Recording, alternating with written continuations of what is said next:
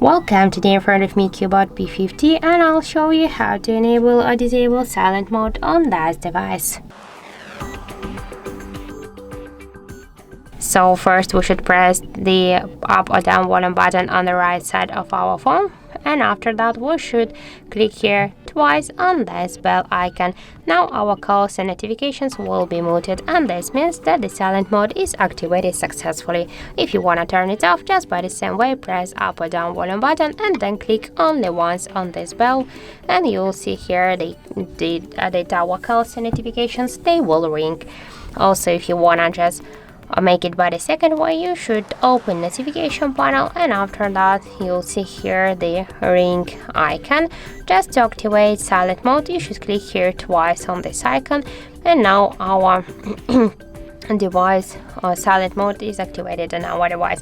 And just to turn it off, we should click here once again on this bell icon, and that's it. So thank you for watching, and if you find this video helpful, don't forget to leave a like, comment and to subscribe our channel.